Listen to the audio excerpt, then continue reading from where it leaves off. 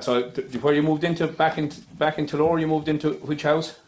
Into where Joe and Sheila Cahill is living now, like most people know where that is. Absolutely, yeah. Because that's the house I was born in. Yeah. Uncle Tom was lucky enough there. He had not too many farmers had two good, respectable houses. The well houses at the time, absolutely. And it was Mills was living there at that time. Like everyone remembers.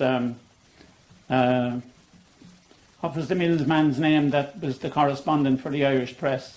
He was the political correspondent for the Irish Press. Remember him, Tom?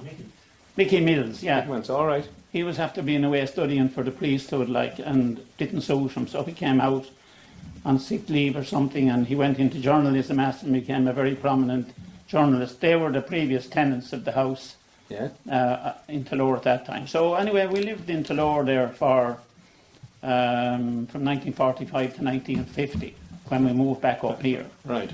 1950 you moved back up here then? Up here, yeah. Oh, right. Now, to get on to the hurling and the football, I'd say I was 11 then, in 1950. Yeah. And I was after being in school in Ballyroan. Right. And I had all my friends in Ballyroan. Like, that was a big change. Oh, like. huge change. And heading into a big town like Abbey Leaks. Big town in Commons. Oh, yeah, absolutely. I thought it was a big town. I thought yeah. it was anyway. And up to the brothers, like a much more severe kind of. I know Mr. Irwin was a severe kind of teacher, but I seemed to get on all right with him. Yeah.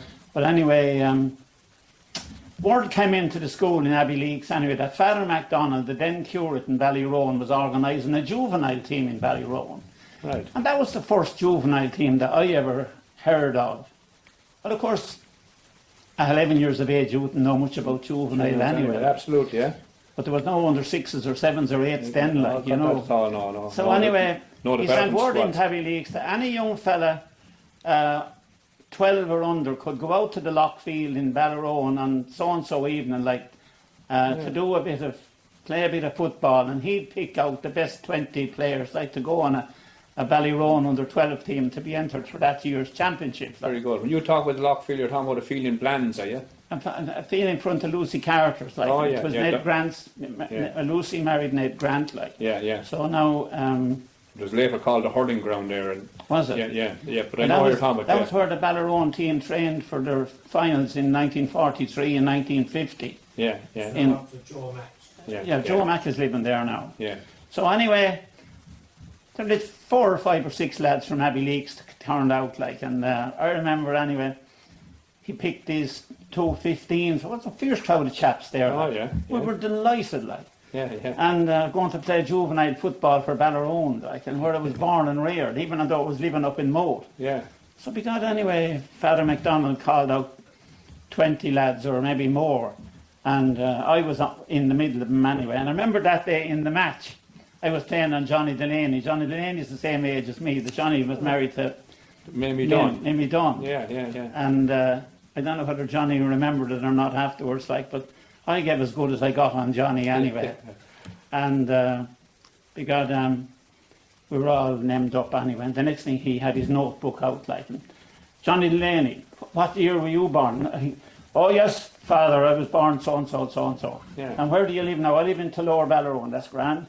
He moved on then to whoever, Paddy Fitz or Anthony Madigan or Paddy Carr or next thing he says, PJ Carr, come here.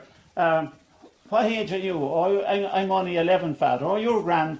Where were you born? Oh, I was born in Tullow Ballyroan. Oh, that's grand. Where are you living now? I live in Moat Ballynakill. Oh, he says, you're not eligible. You will have to go away. That was the biggest disappointment. That was the parish rule kicking in at 11 years of age, like, and there was no team in Ballynakill.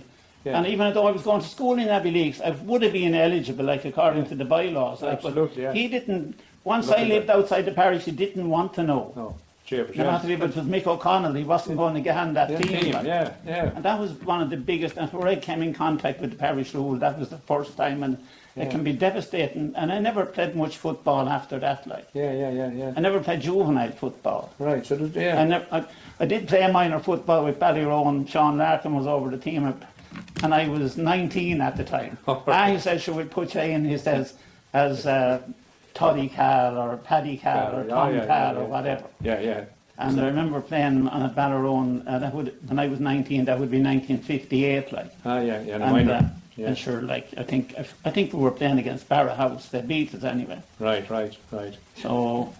Now we'll move on to the Ballypickets. When you started in Ballypickets. Oh, we started in the Stony Field before we started in Ballypickets. All right, Stony Field, where's that now? You may ask Tom Cahill there. Yeah, Tom, can you tell us where the Stony Field is? I'll tell you where the Stony Field is. It's the field behind our yard in Tullow. Oh, right. Now where it is, Tom. Yeah.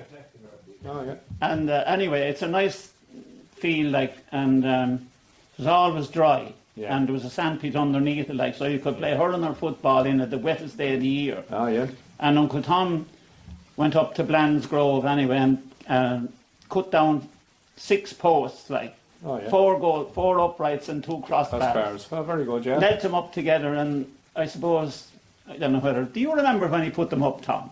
I don't remember the year. Well, he must have put them up because we were too small, like. Yeah. Anyway, it was our hurling field, like. All right. There was Paddy and Tom and Joe, Toddy and myself, and as used to say, Skinner and Tom Coney. Oh, yeah. They were, how many was that?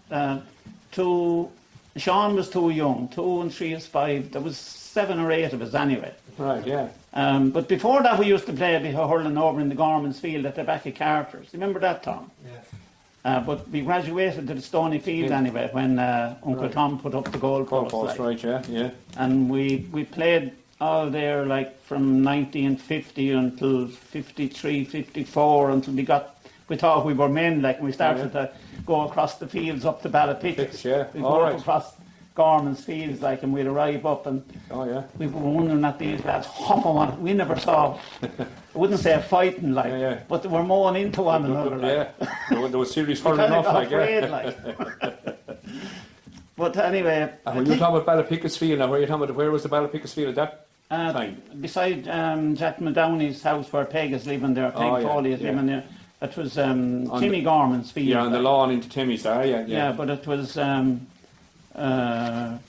was where Bill Gorman, Ned Gorman, and Dan Gorman, and Molly Gorman, and Jean Gorman, all them were all born there, you know, and they owned the farm there. But it was always, I don't know whether we ever got permission. We just went in and started. I suppose we did. Yeah, you were there until after 1985 anyway, because I remember the moving statue in Spink. And we're in training in that field, when the people was passing by, saw the cars put out. Okay. They thought the moving statues in there, and the Cominto was in 1985. So, So, but anyway. But I'd say Paddy was a better hurler. I wasn't much of a hurler, like, but I could stay going forever, like. I remember someone said to me called me Mr. Energy Man, like, but I mightn't be doing the right thing, but I'd be there doing something. Like.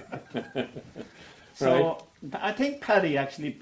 Did Paddy actually play for Ballypickets before 1960? Would you say that, Tom?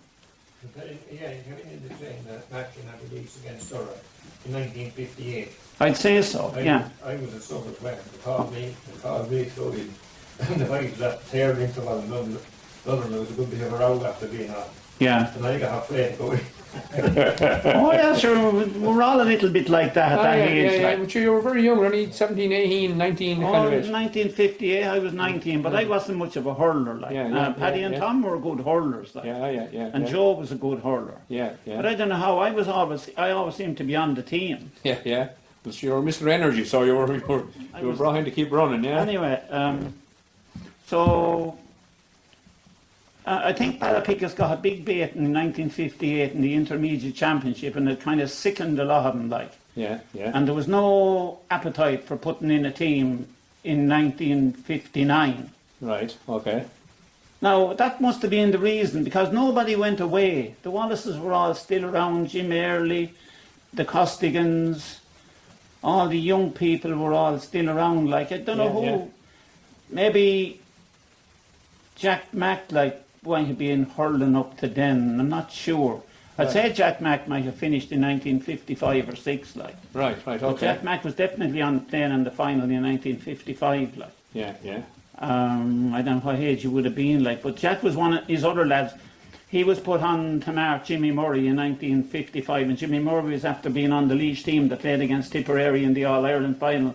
And going out against that team, I don't know, I was 16 then, like, when I had a great interest in Ballapicus, and Bill Foyle up the road, he lived in the heart of Ballapicus and believed in Ballapicus forever and ever, like, you know. And he'd be always telling me about the 30s and when Ballapicus had a great team in 36, 37 and 38, like. Yeah. And